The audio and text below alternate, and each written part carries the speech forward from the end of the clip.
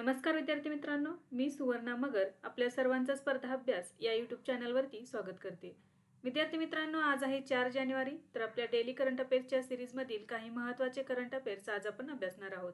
चला तर मग आजच्या व्हिडिओला सुरुवात करूया. फर्स्ट क्वेश्चन आहे, वरिष्ठ IPS अधिकारी सदानंद दाते यांनी महाराष्ट्राचे पोलीस महासंचालक म्हणून कधी पदभार स्वीकारला आहे? तर या प्रश्नाचे योग्य उत्तर आहे पर्याय क्रमांक 3 जानेवारी 2026 रोजी. भारतीय पोलीस सेवेतील वरिष्ठ अधिकारी सदानंद दाते यांनी 3 जानेवारी 2026 रोजी महाराष्ट्राचे पोलीस महासंचालक म्हणून पदभार स्वीकारलेला आहे. तर त्यांनी राज्याच्या पहिल्या महिला पोलीस महासंचालक रश्मी शुक्ला यांच्याकडून पदभार सूत्रे स्वीकारलेली आहेत. तर कोणाची जागा घेतलेली आहे बघा त्यांनी? तर पहिल्या महिला पोलीस महासंचालक रश्मी शुक्ला यांच्या जागी त्यांची नियुक्ती करण्यात आलेली आहे. रश्मी शुक्ला 3 जानेवारी 2026 रोजी सेवानिवृत्त झालेले आहेत. तर त्यांच्या ठिकाणी IPS अधिकारी सदानंद दाते हे महाराष्ट्राचे पोलीस महासंचालक झालेले आहेत. सदानंद दाते हे 1990च्या बॅचचे IPS अधिकारी आहेत. त्यांचा या पदावरील कार्यकाळ हा पुढील 2 वर्षांचा असणार आहे, डिसेंबर 2027 पर्यंत. या नियुक्तीपूर्वी ते राष्ट्रीय तपास यंत्रणेचे प्रमुख म्हणून कार्यरत होते. त्यांनी मुंबई पोलीस दलात गुन्हे शाखा तसेच कायदा आणि सुव्यवस्थेच्या सहआयुक्त पदाची जबाबदारी देखील पार पाडलेली होती.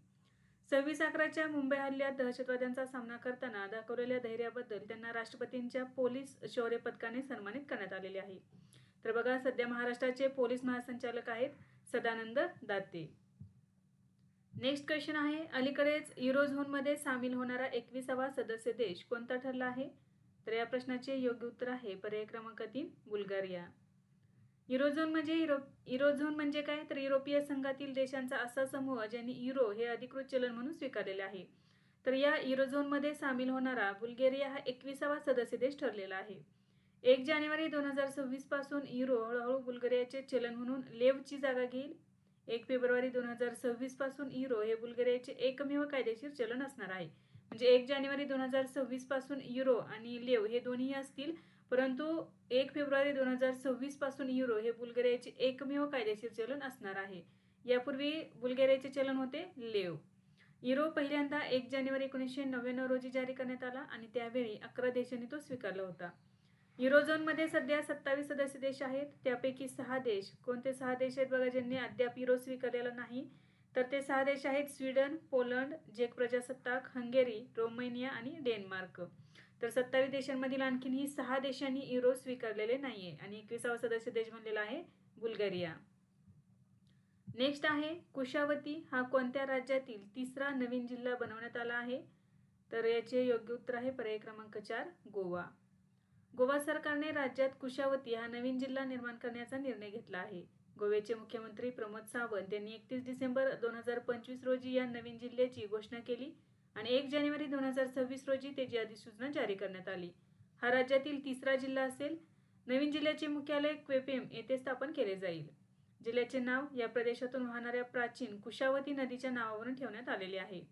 हा नवीन जिल्हा दक्षिण गोव्यातून वेगळा करण्यात आला असून यामध्ये धारबांदोरा, क्वेपेम, सांगोएम आणि कानकोन या 4 तालुक्यांचा समावेश आहे. तर बघा, पूर्वी गोव्यामध्ये 2च जिल्हे होते, उत्तर गोवा आणि दक्षिण गोवा. आता दक्षिण गोव्यातून एक नवीन जिल्हा निर्माण केलेला आहे, त्याचे नाव आहे कुशावती आणि या जिल्ह्यामध्ये 4 तालुके असतील, धारबांदोरा, क्वेपेम, सांगोएम आणि कानकोन. आणि या जिल्ह्याचे मुख्यालय कोणते असणार आहे? तर क्वेपेम. तर गोवा सरकारने राज्यात कुशावती हा नवीन जिल्हा निर्माण करण्याचा निर्णय घेतलेला आहे.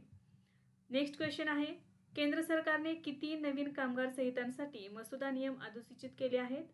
तर या प्रश्नाचे योग्य उत्तर आहे पर्याय क्रमांक 3 4 कामगार संहितांसाठी. केंद्र सरकारने 4 नवीन कामगार संहितांसाठी मसुदा नियम अधिसूचित केले आहेत.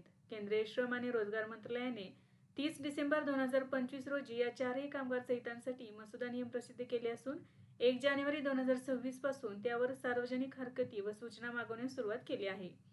भागधारक हे 45 दिवसांच्या आत मसुदा नियमांवर आक्षेप आणि सूचना सादर करू शकतात. 4 कामगार संहिता बघा, या नियमांमध्ये खालील 4 संहिताचा समावेश होतो. कोणत्या आहेत बघा 4? वेतन संहिता 2019, औद्योगिक संबंध संहिता 2020, सामाजिक सुरक्षा संहिता 2020 आणि व्यावसायिक सुरक्षा, आरोग्य आणि कार्यपरिस्थिती संहिता 2020. तर या नवीन 4 कामगार संहितांचा यामध्ये समावेश होतो. सरकार या 4ही संहिता 1 एप्रिल 2026 पासून देशभरात पूर्णपणे लागू करण्याचे नियोजन करत आहे. उद्दिष्ट काय आहे तर 29 विद्यमान कामगार कायदे एकत्रित करणे आणि कामगारांसाठी चांगल्या कामाच्या परिस्थिती निर्माण करणे. याचा फायदा काय होणार आहे तर सर्व कामगारांसाठी वेळेवर किमान वेतन मिळेल. गिग कामगारांसह इतर असंघटित कामगारांसाठी सामाजिक सुरक्षा करण्यात येईल. महिलांना समान वेतन आणि आदर आणि सर्व क्षेत्रात काम करण्याची संधी मिळेल. 40 वर्षांपेक्षा जास्त वयाच्या कामगारांसाठी मोफत वार्षिक आरोग्य तपासणी देण्यात येईल. तसेच मुदतीच्या कर्मचाऱ्यांसाठी ग्रॅज्युएटी ओव्हरटाईमसाठी दुप्पट वेतन देण्यात येईल. नेक्स्ट आहे जगातील अव्वल तांदूळ उत्पादक देश कोणता बनला आहे तर याचे योग्य उत्तर आहे पर्याय क्रमांक 1 भारत. डिसेंबर 2025च्या युनायटेड स्टेट्स डिपार्टमेंट ऑफ ॲग्रिकल्चरच्या अहवालानुसार भारताने पहिल्यांदाच चीनला मागे टाकून तांदूळ उत्पादनात जागतिक स्तरावर प्रथम क्रमांक पटकावला आहे. भारताचे तांदूळ उत्पादन 152 दशलक्ष मेट्रिक टन झाले आहे तर चीनचे उत्पादन 146 दशलक्ष मेट्रिक टन एवढे झालेले आहे. एकूण जागतिक तांदूळ उत्पादनात देशाचा वाटा 28% पेक्षा जास्त आहे. उत्पादनासोबतच भारत हा जगातील सर्वात मोठा तांदूळ निर्यातदार देश देखील आहे. जगातील प्रमुख तांदूळ उत्पादक देश 2025च्या अहवालानुसार पहिले 5 देश कोणते आहेत बघा. पहिला आहे भारत, दुसरा आहे चीन, तिसऱ्या क्रमांकावरती आहे बांगलादेश, चौथा इंडोनेशिया आणि 5व्या क्रमांकावरती आहे व्हिएतनाम. नेक्स्ट क्वेश्चन आहे एअर मार्शल तेजिंदर सिंग यांनी कोणत्या कमांडचा कार्यभार स्वीकारला आहे तर याचे योग्य उत्तर आहे पर्याय क्रमांक 3 साऊथ वेस्टर्न हवाई command. Air marshal Tejinder Singh यांनी 1 जानेवारी 2026 रोजी भारतीय हवाई दलाच्या दक्षिण पश्चिम हवाई कमांडचे air officer commanding in chief म्हणून कार्यभार स्वीकारला आहे. त्यांनी एअर मार्शल नागेश कपूर यांची जागा घेतली. तर बघा एअर मार्शल नागेश कपूर हे नुकतेच हवाई दलाचे उपप्रमुख झालेले आहेत, त्यामुळे रिक्त जागा होती. त्यांच्या ठिकाणी आता एअर मार्शल तेजिंदर सिंग यांनी हा पदभार स्वीकारलेला आहे. यापूर्वी ते ट्रेनिंग कमांडचे प्रमुख म्हणून काम करत होते. त्यांच्या गौरवशाली सेवेबद्दल त्यांना 2007 मध्ये वायुसेना पदक आणि 2022 मध्ये अतिविशिष्ट सेवा पदक देऊन गौरवण्यात आले आहे. दक्षिण पश्चिम हवाई कमांडचे मुख्यालय गांधीनगर गुजरात या ठिकाणी आहे. नेक्स्ट आहे भारत सरकारने भारत टॅक्सी नावाच्या नवीन सहकारी टॅक्सी सेवेची अधिकृत सुरुवात कधीपासून केली आहे तर याचे योग्य उत्तर आहे पर्याय क्रमांक 1 जानेवारी 2026 पासून. भारत सरकारने भारत टॅक्सी या नवीन सहकारी टॅक्सी सेवेची अधिकृत सुरुवात 1 जानेवारी 2026 पासून केली आहे. ही सेवा प्रायोगिक तत्वावर म्हणजेच पायलट प्रोजेक्ट म्हणून डिसेंबर 2025 मध्ये दिल्लीत सुरू करण्यात आलेली होती. ही सेवा सहकार टॅक्सी कोऑपरेटिव्ह लिमिटेड मार्फत चालवली जाते, ज्यामध्ये चालक हेच मालक आणि भागीदार असतात. खाजगी कंपन्यांच्या म्हणजेच ओला उबर यासारख्या ज्या खाजगी कंपन्या आहेत यांच्या उलट या प्लॅटफॉर्मवर चालकांकडून कोणतेही कमिशन घेतले जात नाही, ज्यामुळे त्यांना पूर्ण भाडे मिळते. प्रवाशांसाठी यामध्ये सर्ज प्राइसिंगची समस्या नसेल आणि पारदर्शक भाडे आकारले जाईल. सर्ज प्राइसिंग म्हणजे काय तर वेळेनुसार जे भाडे आहे ते कमी जास्त करणे. तर ही समस्या यामध्ये नसणार आहे, कारण याचा भाड्याचा जो दर आहे तो एकदाच आकारला जाणार आहे किंवा एकदाच फिक्स केलेला जाणार आहे. नेक्स्ट आहे भारतीय हवाई दलाच्या प्रशिक्षण कमांडचे air officer command in chief कोण बनले आहेत तर याचे योग्य उत्तर आहे पर्याय क्रमांक 1 सितेपल्ली श्रीनिवास. 1 जानेवारी 2026 रोजी भारतीय हवाई दलाच्या प्रशिक्षण कमांडचे air officer commanding in chief म्हणून एअर मार्शल सितेपल्ली श्रीनिवास यांनी पदभार स्वीकारला आहे. त्यांनी एअर मार्शल तेजिंदर सिंग यांची जागा घेतली. या नियुक्तीपूर्वी ते दक्षिण पश्चिम हवाई कमांडमध्ये सिनियर एअर स्टाफ ऑफिसर म्हणून कार्यरत होते. त्यांच्या उत्कृष्ट सेवेबद्दल त्यांना 2017 मध्ये विशिष्ट सेवा पदक आणि 2024 मध्ये अतिविशिष्ट सेवा पदक देऊन सन्मानित करण्यात आले आहे. भारतीय हवाई दलाच्या प्रशिक्षण कमांडचे मुख्यालय बेंगळुरू येथे आहे. ही कमांड नव्याने भरती झालेल्या वैमानिकांपासून ते तांत्रिक आणि प्रशासकीय कर्मचाऱ्यांपर्यंत सर्वांच्या प्रशिक्षणाचे नियोजन आणि अंमलबजावणी करते. हवाई दलाच्या देशातील सर्व प्रमुख प्रशिक्षण संस्था आणि फ्लाइंग स्कूल या कमांडच्या प्रशासकीय नियंत्रणाखाली येतात. नेक्स्ट आहे दिल्ली सरकारने कोणत्या संस्थेच्या सहकार्याने तक्रार निवारण प्रणाली सुरू करण्याचा निर्णय घेतला आहे तर याचे योग्य उत्तर आहे पर्याय क्रमांक 2 IIT कानपूर. दिल्ली सरकारने भारतीय तंत्रज्ञान संस्था कानपूर यांच्या सहकार्याने नवीन AI आधारित तक्रार निवारण प्रणाली सुरू करण्याचा निर्णय घेतला आहे. या नवीन प्रणालीला इंटेलिजंट ग्रीव्स मॉनिटरिंग सिस्टीम असे नाव देण्यात आले आहे.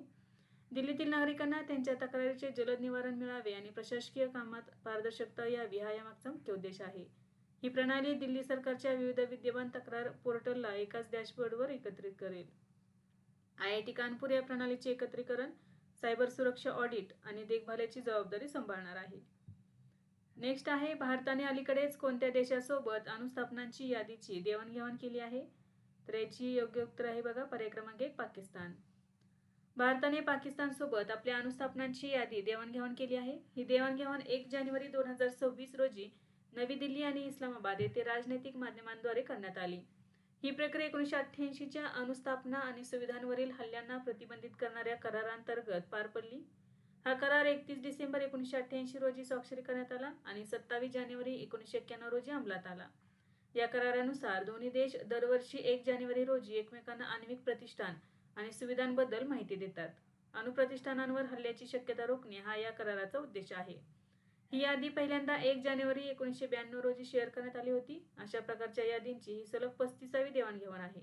याच दिवशी दोन्ही देशांनी एकमेकांच्या ताब्यात असलेल्या नागरी कैदी आणि मच्छीमारांच्या यादीचीही देवाणघेवाण केली आहे. नेक्स्ट आहे, परदेशी नागरिकांच्या हालचालींवर लक्ष ठेवण्यासाठी कोणत्या देशाने नवीन डिजिटल प्रणाली लागू केली आहे? तर याचे योग्य उत्तर आहे पर्याय क्रमांक 2, नेपाळ. 1 जानेवारी 2026 पासून नेपाळ सरकारने परदेशी नागरिकांच्या हालचालींवर लक्ष ठेवण्यासाठी एक नवीन डिजिटल प्रणाली लागू केली आहे. या नवीन प्रणालीला foreign national management information system असे नाव देण्यात आलेले आहे. ही प्रणाली इमिग्रेशन विभागाने विकसित केली आहे. हे एक देशव्यापी डिजिटल डेटाबेस असून परदेशी नागरिक विजासाठी अर्ज केल्यापासून ते देश सोडेपर्यंतच्या त्यांच्या हालचालींची रिअल टाइम माहिती याद्वारे गोळा केली जाते. हॉटेल, विमान कंपन्या, ट्रॅव्हल आणि ट्रेकिंग एजन्सी, बँका आणि इतर सेवा पुरवठादारांना या प्रणालीमध्ये नोंदणी करणे बंधनकारक आहे. पर्यटकांची सुरक्षा सुनिश्चित करणे, विजा नियमांचे पालन होते की नाही यावर लक्ष ठेवणे आणि परदेशी नागरिकांकडून होणाऱ्या गुन्हेगारी कारवायांना प्रतिबंध करणे हा या प्रणालीचा मुख्य उद्देश आहे.